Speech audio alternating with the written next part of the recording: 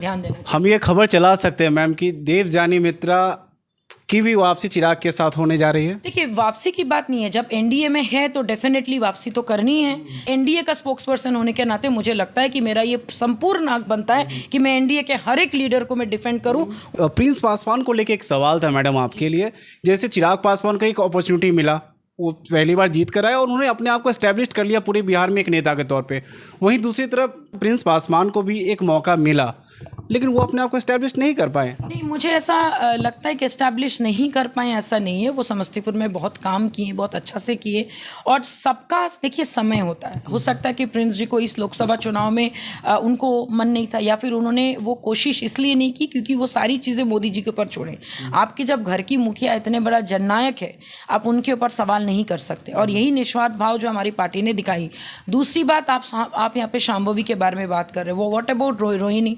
वो तो भाई सिंगापुर से उड़ के सीधा आई हैं, उनको तो बिहार की राजनीति के बारे में कुछ पता ही नहीं है। तो कुछ दिन पहले तो दावेदारी आप कर रही थी ना कि अगर पशुपति पारस और प्रिंस पासवान को टिकट नहीं दिया जाता है तो हम एनडीए छोड़ देंगे। हम लोग एनडीए छोड़ देंगे डेफिनेटली बोले थे। और देखिए, घर की मुखिया के साथ ही प्रेम है, घर की मुखिया के साथ ही लड़ाई है। और कहीं ना कहीं मुझे लगता है कि बड़ा भाई और छोटा भाई यानी कि ऑनरेबल पीएम और हमारे ऑनरेबल मिनिस्टर के बीच में मनमुटाव हुआ था। हम लोग को भी बहुत क्या कहते दुख था, लेकिन जब दोनों भाई मिलके चीज़ों को कंफर्टेबल जोन में लेके आए तो मुझे लगता है कि हम लोगों ने ऑलरेडी ये नारा लगाया है कि जहां पारस वहां हम, तो we don't question our elders. लोगों का ये मानना है कि भारतीय जनता पार्टी के साथ रहना आपकी मजबूरी है क्योंकि आपके पास दूसरा ऑप्शन नहीं है। देखिए, अगर लोगों को ऐसा लगता है तो हमें वो स्वीकार है। अगर उनको लगता है कि मोदी जी के साथ रहना हमारी मजबूरी है तो बहुत हम्बली, बहुत ग्रेसफुली, बहुत रिस्पेक्टफुली। लेकिन आप लोग राजनीतिक में आप लोग भजन करने तो आए नहीं है, चुनाव लड़ना तो आपको भी आना चाहिए। सबसे बड़ी बात, हम लोग यहाँ पे भजन कर भी नहीं रहे हैं। हम लोग जब समर्थन कर रहे हैं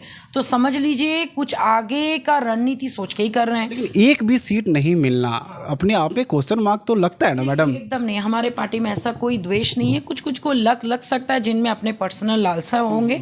और जब मंत्री जी खुद, जब प्रिंस जी खुद इस बात को बताए हैं, जेपी नड्डा जी ने जब खुद इस बात को बताया, तो मुझे लगता है कभी कभी 2 कदम पीछे हटने का मतलब ये कभी ऐसा नहीं होता है कि हम हार गए। तो इंटरनल चिराग पासवान और पशुपति पारस का समझौता हो चुका है।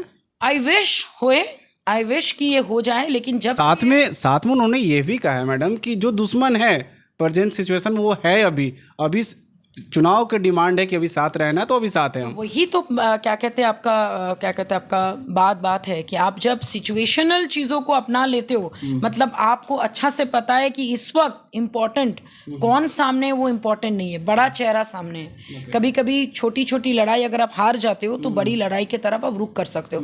तो घर की लड़ाई अपनी जगह, लेकिन नहीं, एक सवाल मेरा यही आपसे पूछना था कि जो भी नेता चिराग पासवान को छोड़ कर आता है तो उनका सबसे पहला जो आरोप होता है यही होता है कि चिराग एरोगेंट है, वो लोगों की नहीं सुनते हैं। इस बात में कितनी सच्चाई है? Definitely he is a bit arrogant, उसमें कोई गलत नहीं है। बिकॉज एरोगेंट तो मैं नहीं बोलूँगी, इट इज़ लाइक उनका बात करने का या तरीका जो है वो थोड़ा डोमिनेटिंग है। क्योंकि एरोगेंट की बात आती है कि हम लोग भी जब मिलते हैं तो एरोगेंट दिखता नहीं है मैडम, लेकिन वो उनके कार्यकर्ता जब छोड़ के जाते हैं तो उनका ये आरोप होता है कि चिराग एरोगेंट है। क्या कहते हैं, ऐसा नहीं कि वो रैंडमली सबके साथ एरोगेंटली बिहेव करते हैं, ऐसा कोई नहीं करता है।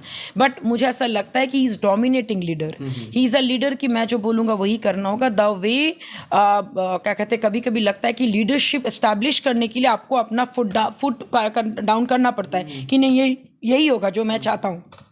मुझे लगता है वो पॉलिसी शायद बिहार के लोगों को समझ में नहीं आ रही।